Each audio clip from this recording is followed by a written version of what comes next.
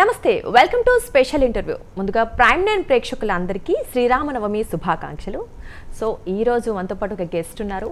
ఆయన డిఫరెంట్ కథా చిత్రాలను రూపొందించడంలో ఆయన శైలే వేరు. అలాగే మనకున్న గొప్ప దర్శకుల్లో ఆయన పేరైతే ఖచ్చితంగా ఉంటుంది. ఆయన ముఖ్యంగా ఫస్ట్ సినిమాకే 11 అవార్డ్స్ గెలుచుకున్నారు. అలాగే న్యాచురల్ స్టార్ నాని, అవసరాల శ్రీనివాస్ గారిని ఇండస్ట్రీకి పరిచయం చేశారు. ఆయన ఎవరో కాదు, ఇంద్రగంటి మోహనకృష్ణ గారు. ప్రస్తుతం మనతో పాటు ఉన్నారు. ఈరోజు ఆయనతో మన స్పెషల్ ఇంటర్వ్యూ. సార్ నమస్తే సార్. నమస్తే అండి. ఎలా ఉన్నారు సార్? I'm good. మీరు ఎలా ఉన్నారు? చాలా బాగున్నాను సార్. అంటే ఇప్పుడు మనం చెప్పుకున్నట్టు మీకు డిఫరెంట్గా, అంటే కథలో మరి ఏ కోణం నుంచి చూస్తారో తెలియదు, కానీ అంటే వేరే వాళ్ళు చూసే శైలితో పోల్చుకుంటే మీ కథలన్నీ కాస్త డిఫరెంట్గా ఉంటాయి. ఎందుకలా సార్? అంటే మీ ప్రశ్నలోనే జవాబు ఉందండి. విభిన్నంగా, అంటే ఒక సినిమాకి ఇంకో సినిమాకి పోలిక ఉండకూడదు, ఒక మూసలో సినిమాలు తీయకూడదు, ఈయన ఇలాంటి సినిమాలు తీస్తాడు అని ముద్ర ఉండకూడదు అని ముందర నుంచి నేను ప్రయత్నిస్తూ ప్రతి కథ, నేను తీసే మొదటి సినిమా ఏదైతే గ్రహణం తీశానో దానికి విభిన్నంగా రెండో సినిమా మాయాబజార్, తర్వాత మూడో సినిమా అష్టాచమ్మ, నాలుగో సినిమా గోల్కొండ హై స్కూల్. సాధారణంగా అష్టాచమ్మాలని కామెడీ తీసిన తర్వాత ఎవరు కామెడీలు తీయాలని కోరుకుంటారు, కానీ నేను ఒక స్పోర్ట్స్ డ్రామా చేశాను. సో ఐడియా ఏంటంటే ఒక మూస ధోరణిలో వెళ్తే రెండు ప్రమాదాలు. ఒకటి ఆడియన్స్ బోర్ కొడుతుంది, రెండు మనకేంటంటే ఈజీనేలే ఆల్రెడీ ఒకసారి చేశాం కదా మళ్ళీ ఇంకోసారి చేసేద్దాం అనే ఒక బద్ధకం వస్తుంది, తెలియకుండా క్రియేటివ్ బద్ధకం వస్తుంది.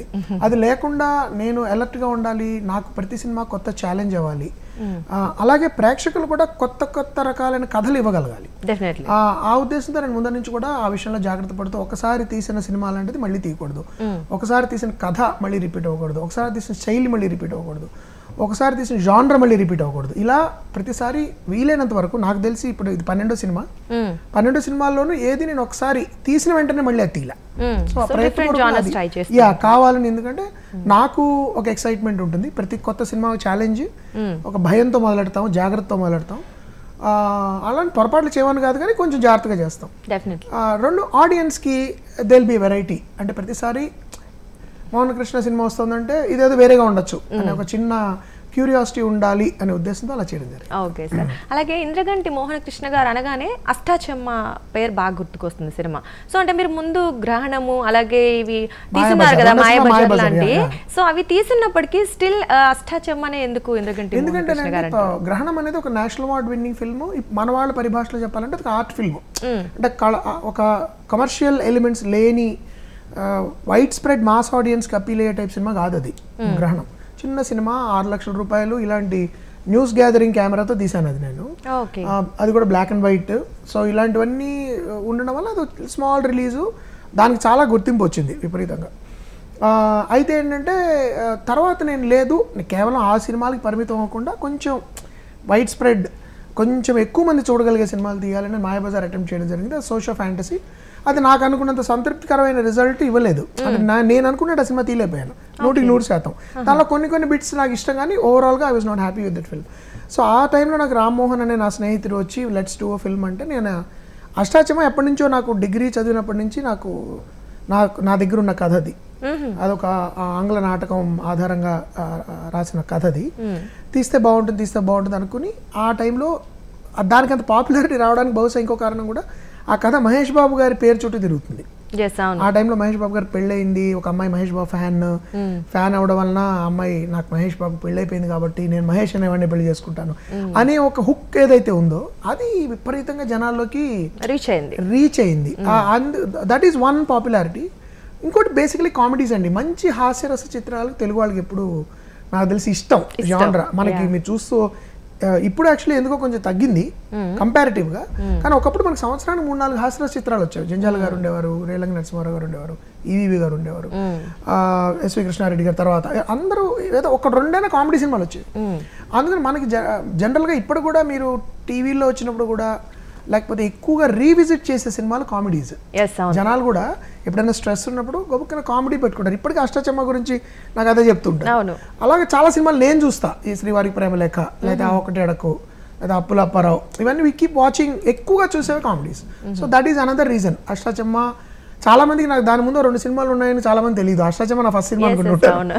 బట్ ఇప్పుడు ఇంకా ఎక్కువగా ఎందుకంటే ఇష్టం అందరికీ, నాని ఆ సినిమా ద్వారా ఇంట్రడ్యూస్ అయ్యాడు, తర్వాత శ్రీనివాస్ అవసరాలు ఇంట్రడ్యూస్ అయ్యాడు. కాబట్టి రకరకాల సినిమాల రంగంలో జరిగిన కొన్ని విషయాలు కూడా దానిలో ఆ సినిమాలో జోక్స్ ఉంటాయి అష్టాచమ్మాలో. అందువల్ల చాలా మందికి అది బాగా గుర్తుండిపోయింది. నేచురల్ గా కూడా ఉంటుంది, అంటే లైక్ మన ఇంటి పక్కన. అది ఉద్దేశం కూడా అంటే చాలా దానికి పెద్ద అసెట్ ఏంటంటే ఈ కొత్త నటులు. నాని అంటే అప్పుడు ఎవరికి తెలియదు, శ్రీనివాస్ అవసరాలు అసలు తెలీదు. కాబట్టి ఎవరు వీళ్ళు కొత్త వాళ్ళు అసలు, అండ్ మన ఇంటి పక్కన జరుగుతున్నట్టు ఉందే కథ. సాధారణంగా ఆ టైంలో ఒక కామెడీ తీయాలంటే ఏమనుకునేవారు, కొత్త వాళ్ళతో మీరు కామెడీ తీస్తుంటే నటులు కొత్త వాళ్ళైనా మిగతా అందరూ మన వాళ్ళు ప్యాడింగ్ అంటారు చూడండి, కమెడియన్స్ పెట్టేవారు. బ్రహ్మానందం గారు, లేకపోతే ఆలీ గారు, ధర్మవరపు గారు, ఆయన పేరేంటి మన ఎంఎస్ నారాయణ, వీళ్ళందరినీ కలిపి పెట్టేవారు. వాళ్ళెవరు లేకుండా ఇద్దరు కుర్రాళ్ళు ఒక కామెడీ సినిమా నడిపించడం అనేది, దానికి ఒక్క సపోర్టింగ్ కాస్ట్లో మీకు భరణి గారు తప్ప ఇంక పెద్ద యాక్టర్ ఎవరు లేరు అసలు. కాబట్టి అది ఇంకో రీజన్ ఆ సినిమా ఇంకా అందరికీ గుర్తుంటుంది. ఓకే, అలాగే మీరు కొత్త వాళ్ళతో ఇంట్రెస్ట్ అన్నారు కదా, అంటే మీకు కొత్త వాళ్ళతో చేయడం సినిమా ఇంట్రెస్టా లేదా ఆల్రెడీ పాపులర్? అలా ఉందండి, నేను ఎప్పుడు కథ రాసుకున్నట్టు నాకు పాపులర్ స్టార్స్తో కూడా చేయడం ఇష్టం చాలా. అయితే ఏంటంటే బహుశా నాకు వచ్చే కథలు నాకు నిజ జీవితం నుంచి కథలు పుడతాయి నా కథలు.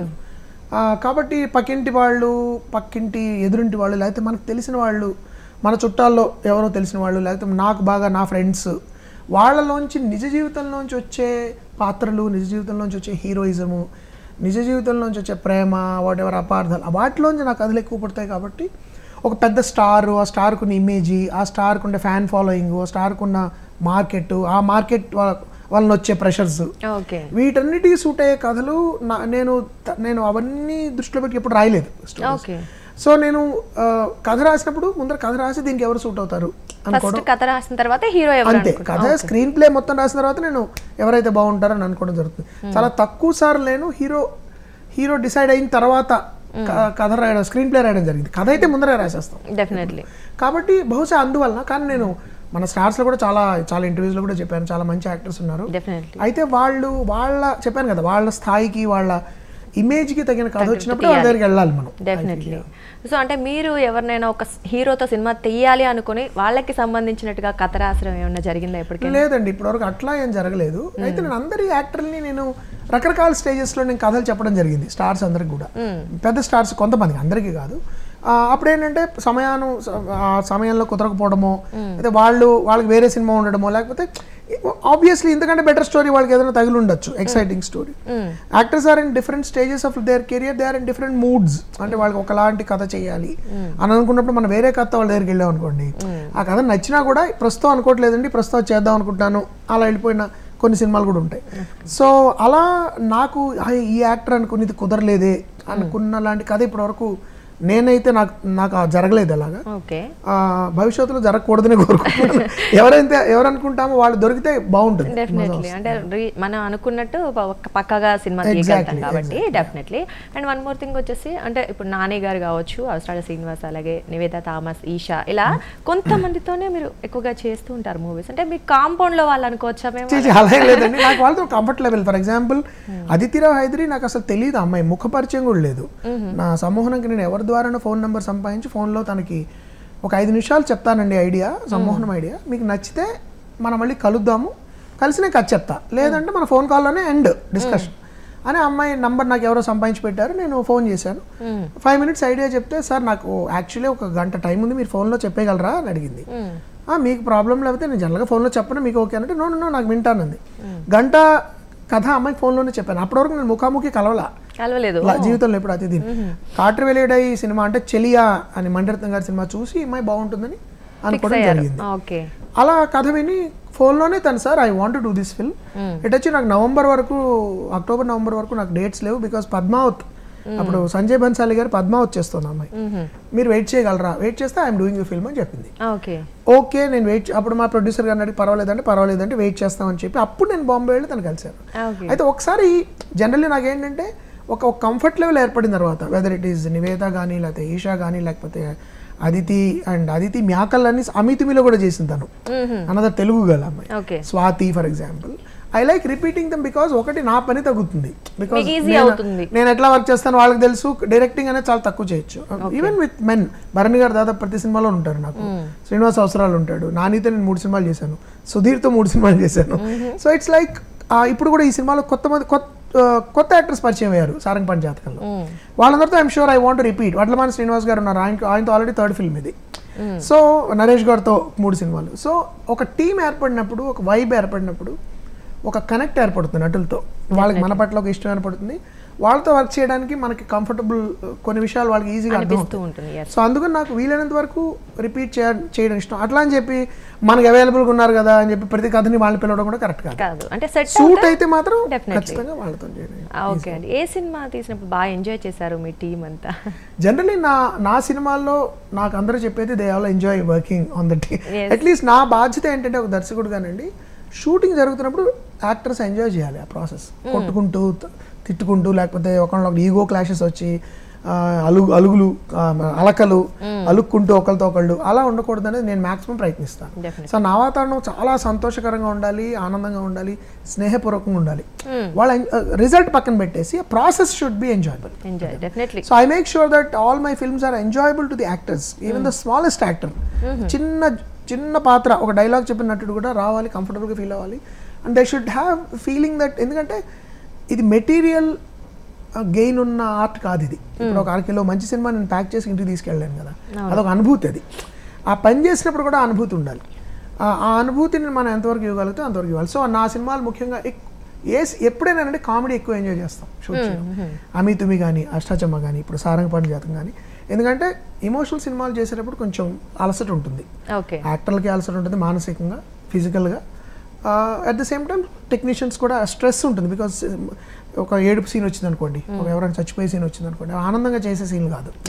వేరే కామెడీతో అడ్వాంటేజ్ ఏంటంటే రాయడము సరదాగా ఉంటుంది, తీయడం సరదాగా ఉంటుంది, తర్వాత సినిమా బాగా వస్తే చూసుకోవడానికి కూడా బాగుంటుంది. కాబట్టి మోస్ట్ ఎంజాయబుల్ ఫార్మాట్ నా దృష్టిలో కామెడీ.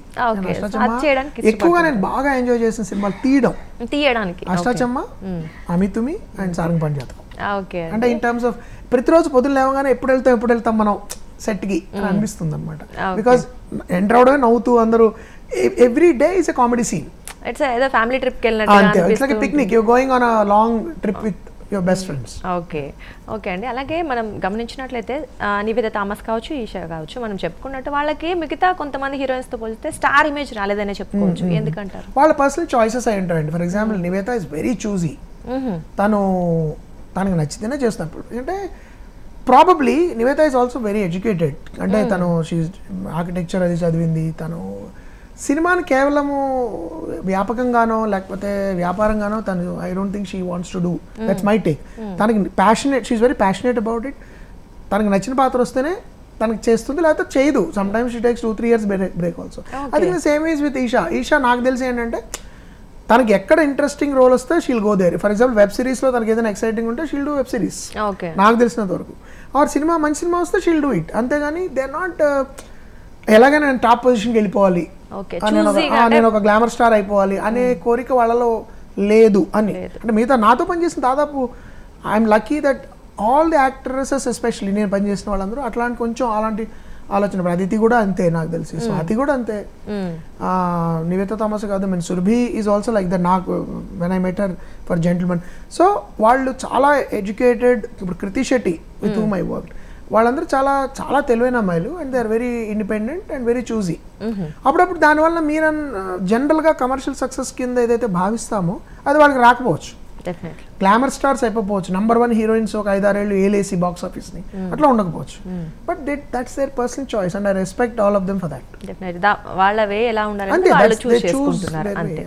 ఓకే. అలాగే మనం ఈ సినిమాకి వస్తే అది అంటే ఊహించినంత వెళ్ళలేదేమో అనిపిస్తుంది సమ్ టైమ్స్. ఎందుకంటారు? అంటే ఇది కొంచెం ఫ్యాక్చువల్గా, అంటే ఒకటి సమ్మోహనం తర్వాత వచ్చిన సినిమా అండి అది. సో సమ్మోహనం టైప్ ఆఫ్ సినిమాలు నచ్చే వరకు అది కొంచెం రుచించబోయి ఉండొచ్చు. కొంతమంది నాకు ప్రత్యక్షంగానే చెప్పారు, ఈ సినిమాలో నాకు సమ్మోహనం చాలా ఇష్టం అండి, ఇవి నాకు అంత నచ్చలేదండి. వియర్డ్లీ ఏంటంటే ఫర్ అమెజాన్ అది కమర్షియల్గా it work very well. Actually ఆ సినిమా ద్వారా నష్టపోయిన వాళ్ళు ఎవరు లేరు. నిర్మాతకి మంచి డబ్బులు వచ్చాయి. Amazon was very happy because అదేంటంటే ఫస్ట్ ఓటీటీ ఫిల్మ్ అది. కోవిడ్ స్టార్ట్ అయిన తర్వాత మార్చ్లో మనకి లాక్డౌన్ డిక్లేర్ చేసిన తర్వాత ఏప్రిల్, మే, జూన్, జూలై, ఆగస్టు జనాలకు సినిమాలు లేవు, టెలివిజన్లో తప్ప బయట ఎక్కడ సినిమాలు లేవు, అన్ని సినిమాలు ఆగిపోయాయి. First big OTT release. So Amazon was very happy because everybody watch that film. అయితే ఏంటి, commercially that film did very well. ఇప్పటికి కూడా మీరు IMDb ర్యాంకింగ్లో అది కూడా it has a very good ranking 6.8 ఎంత ఉంటుంది లాస్ట్ టైం. అయితే ఏంటంటే it divided the audience. Okay. Majority of Nani ఫ్యాన్స్కి కొన్ని అంశాలు నచ్చలేదు. కొంతమందికి ఏంటి మోహన్ గారు అంత వైలెన్స్ పెట్టారు, కొంతమంది ఈ కథ మేము ఆల్రెడీ చూసిందే కదా అంటే ఒక భార్యని చంపితే పగ తీర్చుకుంటున్నాడు, ఇలా రకరకాల ఉంటాయండి. మనం వీ కాంట్ ప్రిడిక్ట్. అయితే నేను ఎప్పుడు ఏంటి ఒక కథ రాసినప్పుడు అది అందరూ చదివి స్క్రిప్ట్ పూర్తిగా చదివిన తర్వాత వీ షూట్. ఐ డోంట్ మధ్యలో రాయడం ఉండదు.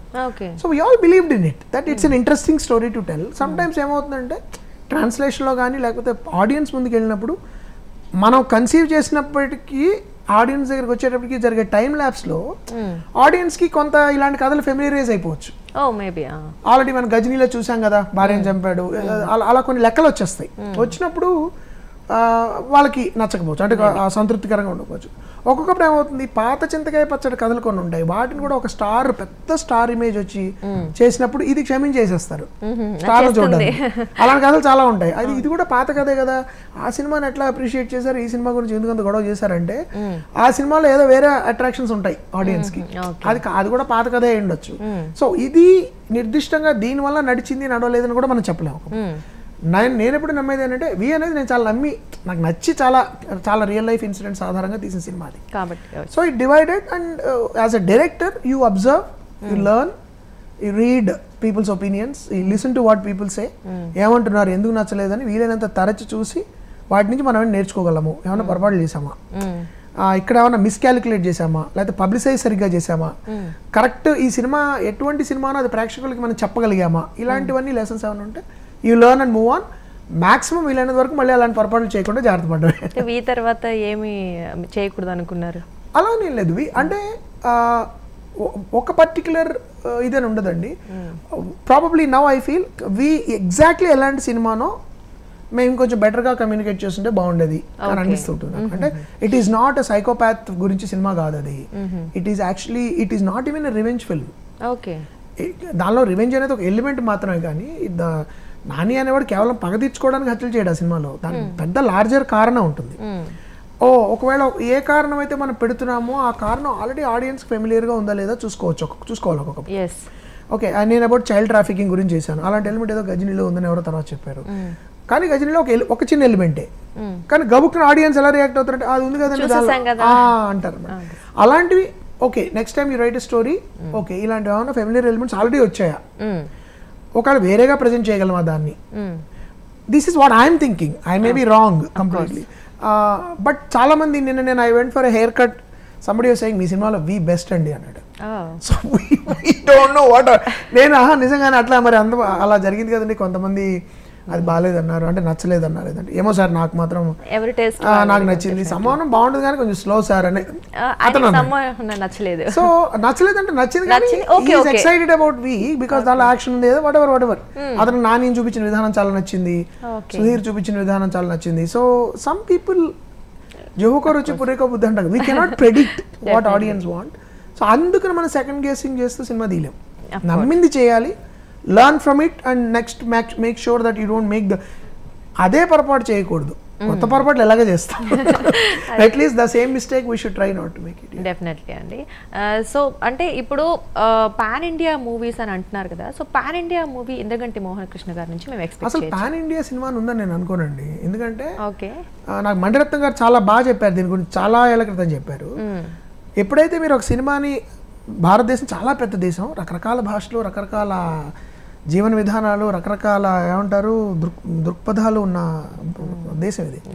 వాళ్ళందరికీ అప్పీల్ అయ్యే కథ రాయాలంటే మీరు సాంబార్ కాస్త చారైపోతుంది. అంటే యూ జస్ట్ హ్యావ్ టు ఓహో రాజస్థాన్ వాళ్ళకి ఇది ఇష్టము, మహారాష్ట్ర వాళ్ళకి ఇది ఇష్టము, ఉత్తరప్రదేశ్ వాళ్ళకి ఇది ఇష్టం, ఇవన్నీ పెట్టుకుంటూ వెళ్ళలేము మనం సినిమాలో.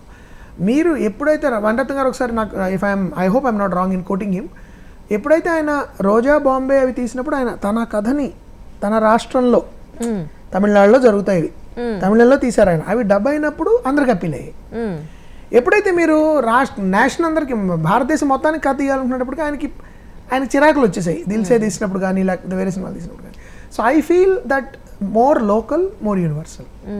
బాహుబలి అనే సినిమాలో మీకు ప్రభాస్, అనుష్క, తమన్నా ఇంకా 2-3 నటులు తప్ప మిగతా వాళ్ళందరూ లోకల్ తెలుగు థియేటర్ యాక్టర్స్ అండి. అవును, మీరు గమనిస్తే ఎస్, చిన్న చిన్న నటులు, మంచి నటులు, బట్ థియేటర్ యాక్టర్స్. అవును, మెయిన్ స్టార్స్ ఒక 5-6 ఆర్ స్ట్రాంగ్ ఇది ఉంటుంది. కానీ మొత్తం అది రాజస్థాన్లో వాళ్ళు ఎవరు కంప్లైంట్ చేయలేదే, హిందీ వాళ్ళు ఎవరు ఏంటి వీళ్ళందరూ అనలేదా.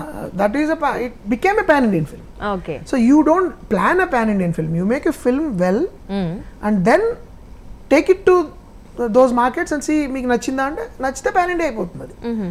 లేకపోతే అది ఒక బిజినెస్ ప్రపోజిషన్ అవుతుంది.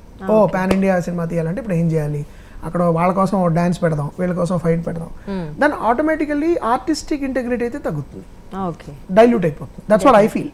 So there is nothing like a pan Indian film. A film can become pan Indian, but you can't plan a pan Indian film. ముందే ప్లాన్ చేస్తే కథ అసలు ఎట్లా రాయాలి. మనలాంటి దేశంలో మీరు ఒకే టైప్ ఆఫ్ కల్చర్ ఉన్న దేశంలో పర్వాలేదు రాయొచ్చు. ఒక మెజారిటీ వీళ్ళే ఉంటారు, వీళ్ళ జీవన విధానం ఇట్లాంటిదే కాబట్టి వీళ్ళందరికీ అప్పీలే కథ చేయొచ్చు అంటే మనకు అసలు పక్క బోర్డర్కి మనకి చాలా డిఫరెన్స్ ఉంటుంది. వాళ్ళకి అమావాస్య మంచి రోజు అయితే మనకి పౌర్ణమి మంచి రోజు, పక్క పక్కన వాళ్ళకి నలుపు ఒకేదే మనకి తెలుపు ఒకే. ఇలాంటి సాంస్కృతిక ఏమంటారు వైవిధ్యమైన సంస్కృతి ఉన్నప్పుడు మీరు గబుక్కుని అందరికీ అప్పీలే కథ రాయడం, అటెంప్ట్ చేయడం నా దృష్టిలో ఇస్ నాట్ హెల్తీ. ఓకే అండి, డెఫినెట్లీ అండి. సో అలాగే మీకు ఇప్పుడు తీసే మూవీస్కి కావచ్చు, అంటే ఇప్పుడు ఇండస్ట్రీలో వచ్చే మూవీస్కి బిఫోర్ ఉన్న మూవీస్తో కంపేర్ చేస్తే ఏం మారింది, అంటే ఏం మారకపోతే బాగుంటుంది అనుకునేవాళ్ళు? ఒకటి నేను గమనించింది, అటెన్షన్ స్పాన్ తగ్గిందండి ఆడియన్స్లో, బికాస్ ఆఫ్ రీల్స్ వచ్చేయడం వలన. ఇప్పుడు నేనే మన కూర్చుని ఊరికి ఇట్లా చూడడం మొదలెడితే 1:30 అయిపోయింది, తెలియకుండా టైం అయిపోతుంది. అందులో ఏంటి రకరకాలుగా ఒక్కొక్క రీల్ ఇంకో రీల్ సంబంధం ఉండదు. ఒకటి కామెడీ రీల్ ఉంటుంది, ఒకటేదో యాక్సిడెంట్ అయ్యి ఉంటుంది, ఒకటేదో ఏదో అవడవడం కొట్టుకున్నారు అదే ఉంటుంది, ఒకటేమో సడన్గా ఒక ఫ్యామిలీలో భార్యాభర్తలు జోక్ అయ్యి. So by the time yours 1.5 hour గడిచిపోతుంది. అయితే ఏంటి ఏ ఒక్క దాని మీద దృష్టి నిలబడట్లా. సో మీరు ఏదైనా ఒక విషయాన్ని, cinema is about 2.5 hours or 2 hours of a story, a plot developing. So attention spans తగ్గడం అనేది ఒక దానికోసం ఎడిటింగ్ ప్యాటర్న్స్ మారుస్తున్నారు. తొందరగా అయిపోవాలండి, ఫాస్ట్ కటింగ్ ఉండాలండి, అటెన్షన్ స్పాన్ ఉండట్లేదండి. కాబట్టి వాళ్ళని ఫోన్ చూసుకొని ఇవ్వకూడదండి, వాడి జేబుల నుంచి ఫోన్ తీసాడంటే మన పని అవుట్ అండి. సో కథలు అవసరం ఉన్న లేకపోయినా పరిగెడుతున్నాయి. ఒక మూమెంట్, ఒక బ్యూటిఫుల్ రొమాంటిక్ మూమెంట్, ఒక ఎమోషనల్ మూమెంట్ కాసేపు ఆపుదాం అంటే టెన్షన్ ఎడిటింగ్ రూమ్లో టెన్షన్ అందరికీ. సార్ అంత సార్ అమ్మో అంత ల్యాగ్ ఉంటే అంటే నిశ్శబ్దానికి శబ్దానికి తేడా తెలియట్లేదు, ల్యాగ్కి మొమెంట్కి తేడా తెలియట్లేదు. సమ్ టైమ్స్ ఆ మొమెంట్ ఒక నిమిషం ఆగడం అందంగా ఉంటుంది. ఇప్పుడు మీరు ఒక పెద్ద సముద్రం ఒడ్డుకి వెళ్ళినప్పుడు మీరు ఇలా కాసేపు చూడాలి కదా సముద్రాన్ని, అయిపోయింది సముద్రం వెళ్ళిపోదాం అని వెళ్ళిపోరు కదా మీరు. సో ఆ మొమెంట్లో ఉన్న బ్యూటీని ఎంజాయ్ చేసే కెపాసిటీ తగ్గుతుందా అనేది నా కన్సర్న్ ఒకటి. But at the same time మంచి సినిమాలు చూస్తున్నారు, చూడట్లేదని కాదు, మన కోర్టును చూసారు కదా. సో నేనేమంటానంటే ఒక టెండెన్సీ ఇంపేషన్స్ అయితే కొంచెం ఉంది, స్టార్ట్ అయింది. ల్యాక్ ఆఫ్ అటెన్షన్ స్పాన్ ఒకటి ఉంది. 2 కథల పరంగా మనం ఇంకా ఇప్పటికీ ఐ ఫీల్ మనం హిట్ ఒకసారి ఒక సినిమా ఏదైనా హిట్ అయితే ఇంకా భావదాస్యం అంటాము, ఆ మూసలోనే పడి ఇంకా తీసేస్తూ ఉంటారు. ఒక కామెడీ హిట్ అయిందా ఇంకా అందరూ అన్ని ఎందుకు హిట్ అయింది అవన్నీ పెట్టేద్దాం. ఇప్పుడు కోర్టు హిట్ అయితే కూడా ఇంకా అన్ని కోర్టు సినిమాలు తీద్దాం వరుసగా, అలా ఉండకూడదు. అది ఎందుకు హిట్ అయింది, ఒకప్పుడు పెద్ద కథాబలం లేని సినిమాలు కూడా హిట్ అవుతాయండి. సక్సెస్కి ఆర్ట్కి సంబంధం లేదు, ఎటువంటి ఆర్టిస్టిక్ క్వాలిటీ లేని సినిమాలు కూడా బ్లాక్ బస్టర్స్ అవ్వచ్చు ఒకప్పుడు. అయినప్పుడు అది స్టడీ చేయాలి నిర్మాతలు, ఎందుకు అది హిట్ అయింది, దాని కాంటెక్స్ట్ ఏంటి. గుడ్డది చేలో పెట్టాడు దాన్నే డైరెక్టర్స్ కూడా, డైరెక్టర్స్ అది హిట్ అయింది కాబట్టి దాని తాలూకు ఒక సీన్, అలాంటి సీన్ ఒకటి రాసేద్దాము అంటే మళ్ళీ చూడరు ఆడియన్స్. ఆ టైంలో ఏదో ఒక మూడ్లో చూస్తారు. ఆ భావదారిద్ర్యం భావదాస్యం ఒకటి పోవాలి. Every time you should think about new ideas. Malayalam వాళ్ళు చేస్తున్నారు ఇప్పుడు, ఒక సినిమాకి సంబంధం లేకుండా they try to challenge the viewer and challenge themselves. అలా ఒకటి చేయాలి. నెక్స్ట్ ఏంటంటే ఒకే టైప్ ఆఫ్ సినిమాలు తీయకుండా డిఫరెంట్ కైండ్స్ ఆఫ్ ఫిల్మ్స్ వస్తాయి. ఇప్పుడు వైలెన్స్ అనేది ప్రతి సినిమా 1-2 సార్లు ఓకే, ప్రతి సినిమాలోనూ లీటర్ల రక్తం ప్రవహిస్తుంది. నరుకులే అంటే హీరో ఒక ఎండ్కి వచ్చేటప్పుడు కూడా 70-80 మంది 90 మంది 100 మంది, లాస్ట్ టైం ఎంతమంది చంపాం ఈసారి 200 మంది చంపుతాం, ఇట్లా అయిపోయింది. ఇప్పుడు ఇమోషన్తో కలిపిన వైలెన్స్కి అర్థం ఉంటుంది. ఊరికే ఇట్స్ బికమ్ లైక్ నాకు ఎప్పుడు గమ్మత్తు సినిమాకి ఎందుకు వెళ్తారు చాలా మంది అంటే నాకు కష్టాలన్నీ మర్చిపోయి రిలీఫ్ కోసం వెళ్తారని అంటారు. బట్ ఇంత హింసాత్మక సినిమాలో రిలీఫ్ ఏముందో. ఈ గత సంవత్సరంలో మీరు వచ్చిన సినిమాలు చూస్తే almost all blockbuster films are dark and extremely violent. అంటే ఒకటి రెండు కామెడీలు పక్కన పెట్టేస్తే పెద్ద పెద్ద సినిమాలు మీరు తీసుకోండి, they are all big action films with lots of action and violence. ఇప్పుడు ఈ మాటలు చెప్పేవాళ్ళు ఏ విధంగా రిలీఫ్ ఫీల్ అవుతున్నారు ఆ థియేటర్స్లో అనేది నాకు అర్థం కాదు. ఎందుకంటే కామెడీలో రిలీఫ్ వస్తుంది కానీ ఇంత హింసలో రిలీఫ్ ఎలా వస్తుంది అంటే హింస కూడా రిలీఫ్కి అయిపోయిందా, బ్లడ్ వైలెన్స్ కూడా ఇప్పుడు రిలాక్స్ అవుతున్నారా చూస్తాను. So that is another thing. So I personally feel that okay ఒక సినిమాలో హింస బాగుండొచ్చు, అర్థవంతంగా ఉండొచ్చు, హిట్ అవ్వచ్చు, కానీ మిగతా వాళ్ళు కూడా అదే ఫాలో అవ్వకుండా మనకు కొన్ని అసలు జానర్లు మర్చిపోతున్నాం మనం. లవ్ స్టోరీస్ తక్కువైపోయాయి, ఫ్యామిలీ డ్రామాస్, ఫ్యామిలీ డ్రామా ఏం కానీ టీవీ సీరియల్ అండి అట్లా ఏం కాదు, చాలా మంది ఫ్యామిలీ డ్రామాస్ ప్రపంచంలో తీస్తున్నారు. పీరియడ్ ఫిల్మ్స్ మనం తక్కువ తీస్తున్నాము. ఫర్ ఎగ్జాంపుల్ అంటే 80s 90s అట్లా తీస్తున్నాం, కానీ మన క్లాసిక్స్ని మనం ఏమన్నా మళ్ళీ తీయగలమా ఇంట్రెస్టింగ్గా.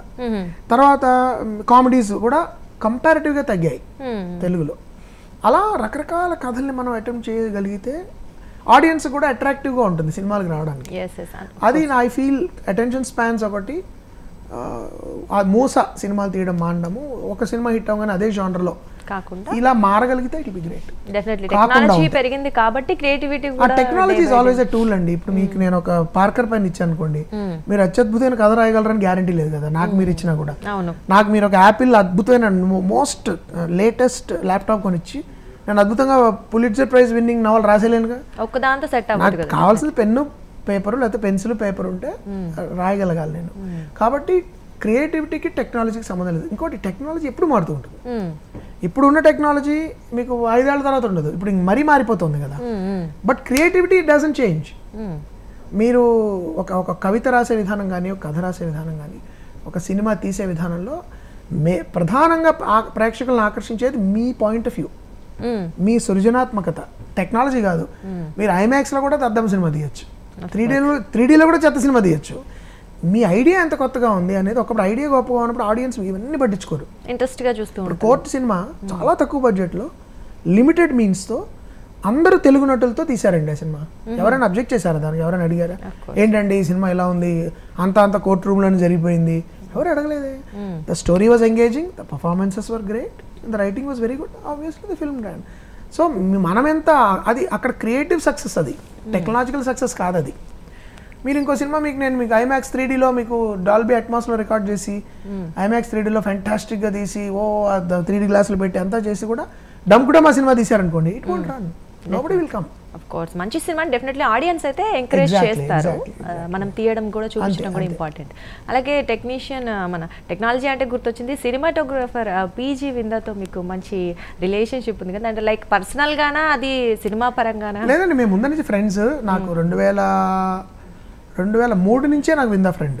మా ఇద్దరు కెరియర్లో విందా కూడా ఫస్ట్ సినిమా గ్రహణంతో. తర్వాత నా 12 సినిమాలో 9 సినిమాలు విందాన్ని షూట్ చేశాడు. మధ్యలో ఒకసారి తనకు పెళ్ళి అవుతుందని ఒక సినిమా మిస్ అయ్యాడు. తర్వాత ఒక సినిమా, ఒక ప్రొడ్యూసర్ గారు, మాయాబజార్ సినిమా ప్రొడ్యూసర్ గారి రిలేటివ్ కెమెరామెన్ అనమాట, ఆయనతో వర్క్ చేయండి మీరు అంటే నేను ఆయనతో చేశాను. ఇంకోటి ఏమోను గోల్కొండ హై స్కూల్ టైంలో సెంధిల్తో వర్క్ చేశాను నేను, because at the time Vinda was getting married I think something like that. ఈ 2 సినిమాలు తప్ప మిగతా అన్ని సినిమాలు విందానే నాకు సినిమాటోగ్రఫర్. కాబట్టి మేము వీఆర్ గుడ్ ఫ్రెండ్స్ అండ్ మా సెన్సిబిలిటీస్ మ్యాచ్ అయ్యాయి. ఇంకోటి నాకు ఆ కొలాబరేటివ్ ఫ్రెండ్షిప్ అనేది ఒకటి ఉంటుంది. ఇప్పుడు మార్తాన్ వెంకటేష్ గారు నా ఎడిటింగ్ నాకు దాదాపు నాకు తెలిసి 8 ఫిల్మ్స్ ఆయనే చేశారు నాది 12లో. తర్వాత రవీంద్ర ఆర్ట్ డైరెక్టర్ నా చాలా 8 to 9 ఫిల్మ్స్ ఆయనే. Of course Vinda cinematography. మ్యూజిక్లో నాకు కళ్యాణి మాలిక్ గారు 4 సినిమాలు చేశారు, మణిశర్మ గారు 2 చేశారు, వివేక్ సాగర్ 3వది ఇది. సో నాకు ఆ క్రియేటివ్ రిలేషన్షిప్ కంటిన్యూ చేయడం ఇష్టం అవుతుంది, ఎందుకంటే ఐడియాస్ ఒకటే ఉంటాయి, టేస్ట్ మ్యాచ్ అవుతుంది. విందాత కూడా అంతే. ఆఫ్ కోర్స్ మీరు సేమ్ అంటే రిపీట్ చేయడం ఇష్టపడతారు. చెప్పాను కదా, ముఖ్యంగా కెమెరామెన్తో మనం ఎక్కువ వివరించక్కర్లా, ఇది లైటింగ్ ప్యాటర్న్ నాకు ఇట్లా కావాలి, ఈ సినిమాలో లైటింగ్ ప్యాటర్న్ ఇలా ఉండాలి, కలర్ ప్యాలెట్ ఇలా ఉండాలి, మేము మాట్లాడుకుంటే ఇంకా తన పని తను చేసేసుకుంటాడు. నేను I can concentrate on directing actors and of course time కూడా సేవ్ అవుతుంది డెఫినెట్లీ. అండ్ ఇంకా కమింగ్ టు సారంగపాణి జాతకంకి వస్తే మరి ఎలా ఉంటుంది అది? ఇట్స్ ఎ కామెడీ అండి. అష్టాచమ్మ అమితుమికి ఈ సినిమా కజిన్ అనొచ్చు. అంటే ఎక్కువ కామెడీ, పూర్తి స్థాయి కామెడీ సినిమా ఇది. ఒక చిన్న సింపుల్ స్టోరీ, తలకాయలు బద్దలు కొట్టుకునే కథ కాదు ఇది. ఒక సింపుల్ స్టోరీ. ఆ సింపుల్ స్టోరీలో ఒక అతనికి జాతకాలంటే విపరీత నమ్మకం ఉంటుంది. అతనికి అనూహ్యమైన ఒక సవాల్ ఎదురవుతుంది. ఊహించని ఒక సవాల్ ఎదురైనప్పుడు దాన్ని సాల్వ్ చేయడానికి దానికి తన ప్రేమకి లింక్ పడుతుంది. ఆ అమ్మాయికి హీరోయిన్కి జాతకాలంటే ఇష్టం, పెద్ద అమ్మాయికి అది నమ్మదు. Very reliant self reliant girl. ఆ అమ్మాయి ఒక మంచి ఉద్యోగం చేసుకుంటూ ఉంటుంది, రేషనల్ గా ఉంటుంది, అనలిటికల్ గా ఉంటుంది. అమ్మాయి ఆ అమ్మాయికి ఇతనికి జాతకాలంటే నమ్మకం, ఆ అమ్మాయికి నమ్మకం లేదు. ఆ అమ్మాయికి తనకు నమ్మకం ఉందని తెలిస్తే ప్రాబ్లము. అది తెలియకుండా తన నమ్మకాన్ని తనకి ఏదో వచ్చిన ఒక ఆటంకాన్ని ఎలాగ తన అష్ట కష్టాలు పడి అధిగమించడంలో భాగంగా అంతా నవ్వులు పాలయ్యాడు. అందరిని చుట్టుపక్కల వాళ్ళు కూడా ఎలా కష్టాలు పెట్టాడు అనేది సారంగపాణి జాతకం స్టోరీ. సో ఇట్స్ లైక్ ఇప్పుడు అష్టాచమ్మాలు ఎలా అయితే రాంబాబు నాని పాత్ర ఎలాగైతే కష్టాలు పడుతుందో, అమితుమిలో వెన్నెల కిషోర్ ఎలాగైతే కష్టాలు పడతాడో, దీనిలో సారంగపాణి జాతకంలో ప్రియదర్శి సారంగపాణి అనే అబ్బాయి పడే కష్టం, మధ్యతరగతి ఒక మధ్యతరగతి అబ్బాయి, జాతకాలు నమ్మే అబ్బాయి పడే అష్ట కష్టాలు ఏమిటి అని సరదాగా ఫన్, ఇట్స్ ఫన్ రైడ్ వెళ్ళిపోతుంటుంది. మీరు నమ్ముతారా మరి జాతకాలు? నేను అంటే చెప్పించుకోవడాలు అవి లేదండి. నాకు కొన్ని చెప్పినవి యాక్సిడెంటల్ గా చెప్పినవి జరిగాయి, ఒకటి రెండు సార్లు, ప్రతిసారి కాదు. So I don't know, I'm curious అంటాను, నమ్ముతాను నేను చెప్పను, కానీ ఐఎమ్ క్యూరియస్ ఏం జరుగుతుంది, ఎలా జరిగింది, I want to study it actually. ఆ ప్రాసెస్లోంచే పుట్టిన స్టోరీలు ఇవన్నీ ఇంట్రెస్ట్లోంచి. బట్ నేను వెళ్ళిపోయి ఇప్పుడు సినిమా తీస్తున్నాను, ఏమండి సినిమా హిట్ అవుతుందా చెప్పండి జాతక, అలా ఉండదు. ఐ బిలీవ్ ఇన్ వర్కింగ్, అంటే మనం చేసే పని మనం శ్రద్ధగా చేయాలి. ఇంకోటి మొన్న ఒక మంచి జ్యోతిష్యం చెప్పి ఒక ఆయన మాతో జోకేశారు. ఎవరో అన్నారన్నమాట, ఆయన నేను నమ్మనండి. మీరు నమ్మకర్లేదండి, అది ఎలాగా జరిగేది, మీరు నమ్మినా నమ్మకపోయినా జరుగుతుంది కదా అని చెప్పారు ఆయన. కాబట్టి జనరలీ నేను పర్సనల్గా నమ్మకాలు బేస్ చేసుకుని నేను చేయను, but I'm curious about it. నేను కొట్టిపారేయడానికి కూడా ఇష్టపడను ఇవన్నీ మూఢనమ్మకాలు. నేను ఎప్పుడైనా పంచాంగం తీసినప్పుడు దాని మీద ఎన్ని వివరాలు ఉంటాయంటే, ఎవరు దీన్ని అసలు దీన్ని అంతటిని ఈ సిస్టమ్ని ఎవరు ఎస్టాబ్లిష్ చేశారు, ఎలా చేశారు, ఇప్పుడు మీరు ఎంత డీటెయిల్ ఉంటుంది ఒక మీరు పంచాంగం చదివితే, అది అసలు దాన్ని స్టడీ చేయడం నాకు ఇంట్రెస్ట్. అసలు ఎక్కడి నుంచి పుట్టింది ఇది వెదర్ ఫోర్కాస్ట్ లాంటిదేనా, అంటే ఇప్పుడు పలానా టైంలో పుట్టిన వాళ్ళు, పలానా ఈ నక్షత్రంలో ఈ టైంలో పుట్టిన వాళ్ళ డేటా మొత్తం కలెక్ట్ చేసి ఈ టైంలో ఈ రాశిలో పుట్టిన వాళ్ళందరి జీవితాలు ఇలా ఉంటాయి. ఇప్పుడు వెదర్ ఫోర్కాస్ట్ అంటే ఏంటండి, ఒక 50-60 సంవత్సరాలుగా 100 సంవత్సరాలుగా వెదర్ ప్యాటర్న్స్ మనం స్టడీ చేసి, ఈ ప్యాటర్న్ ఇలా ఉంటే ఇలా పడచ్చు వర్షం, ఇలా వడగళ్ళ వాన పడచ్చు, ఇలా మంచు పడచ్చు అనే ప్రెడిక్షనే it's based on huge database. అలాంటిది ఏమన్నా దీనికి కూడా ఉందా? సో నేను ఐఎమ్ క్యూరియస్ అబౌట్ ఇట్ అండి. నేను పూర్తిగా ఇంకా ఇది మూఢనమ్మకం నమ్మాలంటే ఇంకా కొంత ఎవిడెన్స్ నాకు కావాలి. ఎందుకు లేకపోతే నాకే కొన్ని జరిగాయి, అలా ఎలా చెప్పగలిగారు? ముక్కుమోహం తెలియని వాళ్ళు ఎలా చెప్పగలిగారు? కొన్ని వాళ్ళ బంధువులు కాదు, నా బ్యాక్గ్రౌండ్ తెలిసిన వాళ్ళు కూడా కాదు, ర్యాండమ్ గా కలిసిన వాళ్ళు. So I don't know, something mysterious is about it. అంటే ఈ సినిమాలో మరి జాతకాలు నమ్మొచ్చు అని చెప్పారా, నమ్మకూడదని చెప్పారా? ఆ చాయిస్ నేను ఆడియన్స్ కి వదిలేసానండి. ఈ సినిమాలో ఏంటంటే నేను చెప్పదలుచుకుంది అంటే నమ్మకంకి మూఢనమ్మకంకి తేడా ఉంది. నమ్మకం వ్యక్తిగతం. ఇప్పుడు మీరు వాస్తు నమ్ముతారు అనుకోండి, అది మీ వ్యక్తిగత నమ్మకం. మీకు మనశ్శాంతి వచ్చి, మీకు బలం వచ్చి మానసికంగా మీ జీవితాన్ని అది కనుక మంచిగా చేయగలిగితే ఆ నమ్మకానికి నాకు అభ్యంతరం లేదు. ఆ నమ్మకాన్ని ప్రశ్నించే హక్కు కూడా నాకు లేదు నా దృష్టిలో. కానీ మీ వాస్తు నమ్మకం నా జీవితాన్ని అస్తవ్యస్తం చేస్తుంది అనుకోండి. ఇప్పుడు ఫర్ ఎగ్జాంపుల్ నేను ఇల్లు కట్టుకున్నాను, మీరు మా ఇంట్లోకి వచ్చి అక్కడ శ్రమ ఉండకూడదని కొట్టేయడం మొదలెట్టారు అనుకోండి, దట్స్ అ ప్రాబ్లం. సో నమ్మకం మూఢనమ్మకం అయినప్పుడు అది ఎంత చేటు చేస్తుంది, ఎంత మంచిది కాదు, అది చెప్పదలుచుకున్నాను నేను. అందులో భాగంగా జాతకాలని మూర్ఖంగా నమ్మేవాళ్ళని, జాతకాలని వాడుకుని అమాయకుల్ని బలి చేసేవాళ్ళని, పిచ్చి పిచ్చి జాతకాలు చెప్పి దొంగ జాతకాలు చెప్పి జనాలు బతుకులతో ఆడుకునే వీళ్ళందరి మీద జోక్స్ ఉంటాయి. బట్ నేను నమ్మకాన్ని ప్రశ్నించట్లా, నమ్మకం మీ వ్యక్తిగతం. అది మీ బలం ఇచ్చేంత వరకు, మీరు నమ్మేంత వరకు. నేను మీకు ఏదో చెప్పాను, మీరు రేపు వెహికల్ మీద వెళ్తూ జాగ్రత్తగా ఉండండి, హెల్మెట్ పెట్టుకుని వెళ్ళండి, రేపు ఏదో మీకు కొంచెం ప్రమాదం ఉందంటే మీరు హెల్మెట్ పెట్టుకెళ్ళారనుకోండి, దట్స్ యువర్ థింగ్. పెట్టకెళ్ళకపోయినా మీ ఇష్టం అది. It's you are making the choice whether to believe in it or not. కానీ ఇప్పుడు మీరు హెల్మెట్ పెట్టుకు వెళ్ళకపోతే నేను మిమ్మల్ని కొడతానని అనుకోండి, ఆ హక్కు నాకు లేదు. So I cannot impose my faith on to your faith or your belief system. But నా నమ్మకం కానీ మీ నమ్మకం కానీ వేరే వ్యక్తులకు ప్రమాదకరం కాకూడదు. అది చేసేసి నా నమ్మకం ప్రకారం చేశానంటే అది కుదరదు. సో అలాంటి ఒక గందరగోళ పరిస్థితిలో ఇరుకున్న అబ్బాయి కథ సారంగపాణి జాతకం. సో ఓకే సార్, ఫైనల్గా ఒక క్వశ్చన్. ఇప్పుడు ఇండస్ట్రీకి రావాలనుకునే నటీనటులు అవ్వచ్చు, డైరెక్టర్స్ ఎవరైనా రావాలనుకునే వాళ్ళకి మీరు ఏం చెప్తారు? ముందర ఎంతో కొంత చదువుకుని రావాలండి నా ఉద్దేశం. ఆ చదువు అంటే ఏంటి? చదువు అంటే మీరు డిగ్రీ కాదు, అంటే మీరు వొకేషనల్ ట్రైనింగ్ కోసం చదివిన చదువు కాదు. మీరు ఇంజనీరింగ్ చదవచ్చు, ఎంబీఏ చదవచ్చు, ఎంసీఏ చదవచ్చు, అది మీ ఉద్యోగం కోసం చదివేది. ఇది సాంస్కృతిక పరమైన కళ కాబట్టి సంస్కృతికి సంబంధించినవి చదవాలి మీరు. అంటే సాహిత్యం చదవాలి, సంగీతం స్టడీ చేయాలి, పెయింటింగ్ చదవాలి, థియేటర్ స్టడీ చేయాలి. ఇవన్నీ ఎంతో కొంత అవగాహన ఉంటే మీకు సినిమాని అసలు సినిమా క్రాఫ్ట్ పట్ల అవగాహన ఏర్పడుతుంది. అప్పుడు అందమైన సినిమాలు తీయడానికి మీకు అంటే ఇంట్రెస్టింగ్ ఫిల్మ్స్ తీయడానికి అవకాశం ఉంటుంది. కానీ నేను ఇంకోటి కూడా కొంచెం నిర్మమాటంగా చెప్పేది ఏంటంటే, నేను డబ్బు సంపాదించడానికే వస్తాను, కళాగిళ నాకంతా కదా ఇవన్నీ వద్దు అని అనుకుంటే మాత్రం చదువుకోవద్దు. చదువు అనేది గొప్ప ఆటంకం మీకు. చదువు అనేది మీకు అనేది కొంచెం వ్యంగ్యంగా చెప్తున్నది నేను. చదువు అనేది ఒక శాపం. ఎందుకంటే చదువు వల్ల ఏమవుతుందంటే మీకు సెన్సిటివిటీ వస్తుంది, విషయాలు అర్థమవుతూ ఉంటాయి. సమాజంలో మెజారిటీ ఎప్పుడు ఎడ్యుకేషన్ లేదనుకోండి, మీరు ఎడ్యుకేషన్ ఉందనుకోండి, మీరు చెప్తున్న దృష్టికోణంలోంచి మెజారిటీ ఆలోచించకపోయినప్పుడు మీ సినిమా చూడరు, అర్థం కాదు ఏంటి ఏదో చెప్తున్నాడు అని. అలా కాకుండా మీరు కమర్షియల్గా తీయదలుచుకుంటే study the commercial directors. Commercial అంటే ప్రధానంగా డబ్బుల కోసం సినిమాలు తీస్తారు చూడండి, వాళ్ళ సినిమాలు స్టడీ చేసి అది ఎందుకు సక్సెస్ అవుతుందో కనుక్కుని మీరు వీలైతే చేసుకోండి. అట్లాగా చదువుకోదలుచుకుంటే మాత్రం అంటే సినిమాని వరల్డ్ సినిమా చూడాలి, సాహిత్యం చదవాలి అని చదివితే మీరు క్వాలిటీ ఫిల్మ్స్ తీయచ్చు. కానీ మీకు కష్టాలు కూడా ఉంటాయి. మాస్ సక్సెస్ రాకపోవచ్చు, మాస్ లెవెల్లో సక్సెస్ రాకపోవచ్చు, పెద్ద పెద్ద బడ్జెట్లు రాకపోవచ్చు, అవి రాకపోవచ్చు. ఎందుకంటే మీ సినిమాలు పెనిట్రేట్ అవ్వవు ఒక లెవెల్ దాటిన తర్వాత. ఎందుకంటే ఆబ్వియస్లీ వాళ్ళ టేస్ట్ మీరు చదువుకోవడం వల్ల మీకు కొంత రిఫైన్మెంట్ వస్తుంది ఆలోచనలో. అది వచ్చినప్పుడు ఆ రిఫైన్మెంట్ రీచ్ అయ్యే వాళ్ళకి వెళ్తుంది. ఓకే, అవును. అంటే మీరు ఏ జానర్లో తీయాలనుకున్నారని ఫస్ట్ మీరు డిసైడ్ చేసుకొని దాని గురించి ఏ టైప్లో తీయాలనుకున్నారు. అలా అని చెప్పి రిక్షా వాళ్ళకి తెలివితేటలు ఉండవు అని చెప్పట్లేదు. వాళ్ళు మనకంటే ఎక్కువ జీవితం చూస్తారండి. సినిమా మీడియం వాళ్ళకు కూడా అర్థమయ్యేలాగా సినిమా ఎలా తీయచ్చు ఆర్టిస్టిక్గా అనే దానికి ఎడ్యుకేషన్ ఉండాలి. ఇప్పుడు విశ్వనాథ్ గారు సాగర్ సంగము, శంకరాభరణం అందరూ చూశారు కదా. So it depends on your choice.